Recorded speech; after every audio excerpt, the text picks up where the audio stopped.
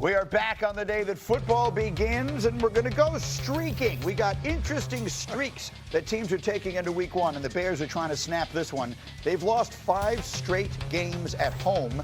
If they lose Monday night against Minnesota, it would match their second longest home losing streak in the franchise's history. Remember, they've been playing for well over 100 years in Chicago. So that's the question. Do the Bears find a way to get a win in what will be a statement game inside the division? And I know you have your eyes on the marriage of Caleb Williams and his new coach. Yeah, I think the Vikings win the football game, but Ben Johnson, who's now the head coach in Chicago, the last 4 times his offenses have played against Brian Flores, the defensive coordinator in Minnesota, he's put 122 points on him. With the Lions. With the Lions, different humans, but he obviously understands how to play against them. 16 touchdowns, 14 punts.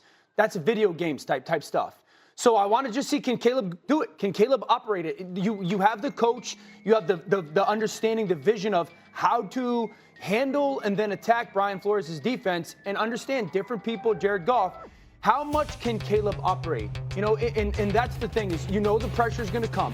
And that's always been something that Caleb has struggled with. It's kind of been hit or miss. Like sometimes he makes plays athletically, and then other times he really hurts the offense. What does that look like come Monday night will be a huge storyline. Yeah, I think it's exactly what you're talking about. Can Caleb be the guy that everybody thinks he can be at the Chicago Bears? Like Ben Johnson, you've seen him during reports being frustrated with the offense. He's frustrated with Caleb Williams and how he's taking in, like, handling the play call, deciphering the defense and types of things. Right after the last preseason game, he's talking about the first 2 drives, saying lethargic play has plagued us all camp long. Right. So for me, when I look at both of these teams, I look at the way Kevin O'Connell talks about his quarterback in J.J. McCarthy, who's technically in his second year of the same system. And you're like, he's more stoic, he's more calm, he loves JJ's routine, how he deciphers defenses, the motions, everything. I feel more comfortable with the coach's body language on the Minnesota side than I do in the Bears side. So let me put the question to you this way. They play Monday night, the first Monday night game of the season for us on ESPN. So Tuesday morning we'll be sitting here. If I'm telling you we're going to be raving about one of these 2 young quarterbacks, Caleb Williams or J.J. McCarthy, which one are you telling me it's going to be? J.J. McCarthy. Because when you look at O'Connell, Wes Phillips, and what they've done, any quarterback in the system, they've always performed. You go out and get Jordan Mason from the Niners. To help fill out the new faces on the Vikings offensive line, you get Will Fries and Ryan Kelly. They're going to have a strong run game, one of the better play-action teams in the league. I like J.J. McCarthy, and when you're in doubt, you throw it up to Justin Jefferson. Yeah. But I'm excited about J.J. McCarthy. You can tell the staff believes in him a lot, so I'm excited to watch him play. Can you imagine what the conversation in Chicago will be like Tuesday morning if J.J. McCarthy, who hasn't played in an NFL game, who is in the same draft class as Caleb Williams, if he goes into Chicago, the area he grew up, and comes away with a win in his first NFL start against Ben Johnson and Caleb Williams, with all the conversation about them, you could imagine what it would be like on Tuesday morning. There's a lot of pressure in Chicago. Absolutely. I mean, but you have made the point repeatedly, Dan, that the Caleb Williams, the marriage with Ben Johnson, it's going to take a little time. Yeah. You have been cautioning everybody. Don't expect them to look perfect at the beginning of the season. And here it comes, finally, week 1. And it's going to be a very different experience than Caleb had against the Buffalo Bills in the preseason, when Buffalo declared pre-snap, this is our coverage, and Caleb played crazy fast and was awesome, and that's what he should do. He is going to be forced to be thinking so many different ways, and I think that's what I want to see. Does Ben protect them? Does he try to, handcuff them a little bit so we settle them into the game? I think what coach settles their young quarterback into the game the fastest and the best will go a long way to see who wins the football game. Establishing a running One game. more add on that is with Caleb Williams, he's got to be verbal about what he wants from his coach as well. A lot of time young quarterbacks that I've seen when I was playing with, like Marcus Mariota, like there's a level of ego that goes into, I can make every throw, I can look at every single thing. He has to be more demanding of like what he feels most want this, I don't want this. I do not want this. It's such a huge deal for Caleb Williams and Ben Johnson. Fascinating game to finish up the weekend. Let's stay in the division. Our next streak, as we go through some of these streaks, Jordan Love is riding a hot one. We know that he's been a little reckless at times, but he finished last season, at least in the regular season, with 7 consecutive games without throwing a pick, the longest streak in his career without throwing an interception. And Dan, you are sky high on Jordan Love this season. He's my MVP pick. It's time.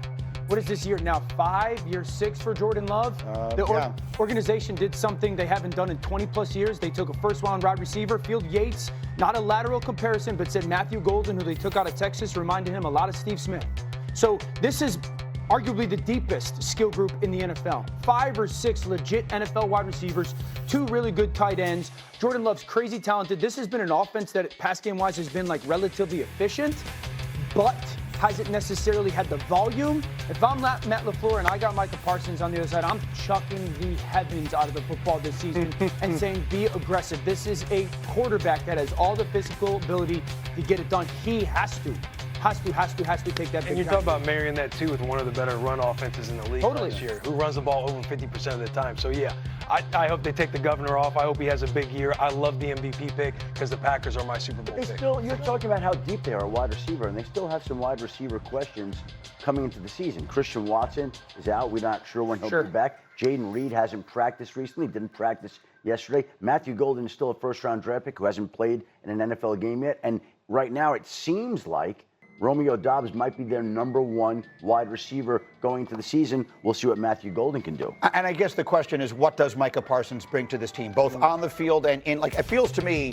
like if I'm a player on that team and I see my organization go out and make that trade a week before the season starts, I'm thinking to myself, this is our year, right? This is Super Bowl or bust. Yeah, absolutely. You go out and, like, just like Dan said, they go and get a wide receiver the first time in over 2 decades. Right. Go and you sell the whole farm to go get a talent like Micah Parsons. Like, the Green Bay Packers are telling everybody in the world, like, this is our year, this is what we want to do, we are going for a Super Bowl this year. I will come back to this a little later when we have some more time in a second. I believe the world has forgotten about the Lions. And to some degree, I get people up here every single day making their picks for the season. I love Green Bay. We love Philadelphia. Watch out for the Rams out there. The 49ers are better than people think they are. The Vikings might be dangerous. Tampa Bay. People just forget about the Lions. The Lions were so decimated defensively last year, they basically had no chance to beat anybody by the time they got to the playoffs. Prior to that, they were the best team. I know they've lost their coordinators on both sides. I feel like the world has kind of forgotten them. Let me get one more streak in here, and it involves Jim Harbaugh. So tomorrow night in Brazil, Shefty, we will have the Chiefs and the Chargers. Jim Harbaugh, here's our last streak, has never lost an opener in the NFL. He's 5-0 in season openers, tied with Raymond Berry for the most wins without a loss among NFL head coaches in the Super Bowl era. The game being in Brazil, right, Shefty, it changes the dynamic of everything. It becomes a function of who handles that extremely unusual trip better and all that. But there's a part of that. If we go back to last year, it was the Eagles and Packers that played in that spot last year. And Jordan Love got hurt. There were questions about the field. Everybody's confined to the hotel. I always think the opening game, weird things happen. Teams are more uncertain and uneasy about week one than any other week of the season. And when you add another element like this and make it an international game on a field that has been shaky in the past, there are all sorts of things that can happen. But the one thing you can count on in the opener, Jim Harbaugh's been great. And the other thing, Andy Reid, when you give him time to prepare, he's been great. So it's 2 coaches at the top of their craft. We see the picture. We're split kind of right down the middle here. Taylor, talk to me about why you see Kansas City coming out on top. I like seeing Kansas City come on top because when you see the 2 Super Bowl losses they have, you see Patrick Mahomes getting buried inside and out for 60 minutes. And they go out and they get their first